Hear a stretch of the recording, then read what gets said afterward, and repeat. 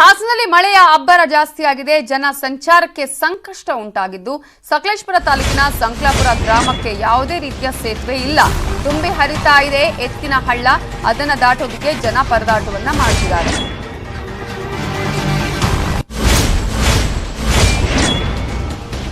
ಹದಿನೆಂಟು ಕುಟುಂಬಗಳಿದೆ ಈ ಒಂದು ಸಂಕ್ಲಾಪುರ ಗ್ರಾಮದಲ್ಲಿ. ನಿತ್ಯ ಶಾಲಾ ಕಾಲೇಜಿಗೆ ತೆರಳೋದಕ್ಕೆ 15 ವಿದ್ಯಾರ್ಥಿಗಳು ಪರದಾಟವನ್ನ ಮಾಡ್ತಿದ್ದಾರೆ. ಹಳ್ಳ ದಾಟೋದಕ್ಕೆ ಹೋಗಿ ಪ್ರಾಣವನ್ನ ಕಳ್ಕೊಂಡಿದ್ದಾರೆ ಇಬ್ಬರು ಗ್ರಾಮಸ್ಥರು.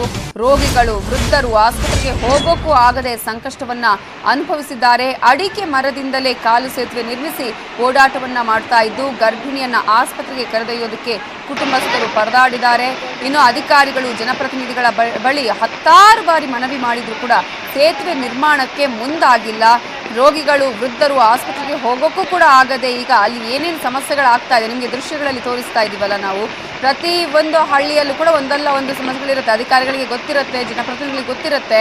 ಆದರೆ ಸಮಸ್ಯೆಗಳನ್ನು ಸರಿಯಾದ ರೀತಿಯಲ್ಲಿ ನಿರ್ವಹಣೆ ಮಾಡೋದು, ಶಾಶ್ವತ ಪರಿಹಾರವನ್ನು ಕಲ್ಪಿಸುವಂತಹ ಕೆಲಸಗಳು ಆಗ್ತಾ ಇಲ್ಲ ಅನ್ನೋದು ಗ್ರಾಮಸ್ಥರ ಒಂದು ಆಕ್ರೋಶಕ್ಕೆ ಕಾರಣ ಆಗಿದೆ. ಈಗ ಜನಪ್ರತಿನಿಧಿಗಳ ಬಳಿ, ಅಧಿಕಾರಿಗಳ ಬಳಿ 10 ಬಾರಿ ಹೇಳಿರ್ತಾರೆ, ಹಿಂಗಿರೋದವ್ರಿಗೆ ಗೊತ್ತಿರುತ್ತೆ ವಿಚಾರಗಳು.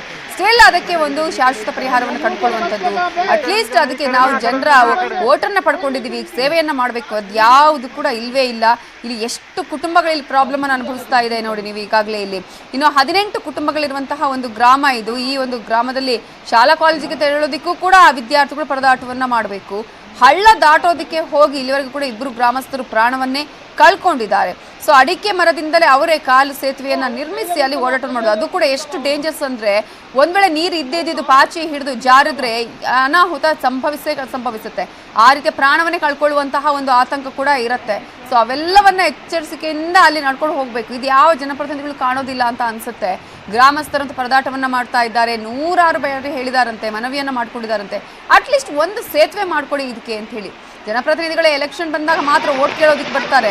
ಆ ನಂತರ ಯಾವುದೇ ರೀತಿಯಾದಂತಹ ಒಂದು ಪರಿಹಾರವನ್ನ ಕೊಡೋದು, ಅತ್ತ ಕಡೆ ತಿರುಗಿಯೂ ನೋಡದಂತಹ ಪರಿಸ್ಥಿತಿ. ಇಬ್ಬರು ಸಾವನ್ನಪ್ಪಿದ್ದಾರೆ. ಇನ್ನೂ ಎಷ್ಟು ಜನರ ಪ್ರಾಣ ಬೇಕು ಇವರಿಗೆ, ಇನ್ನೂ ಎಷ್ಟು ಜನರ ಪ್ರಾಣ ಹೋಗ್ಬೇಕು ಈ ಊರಲ್ಲಿ.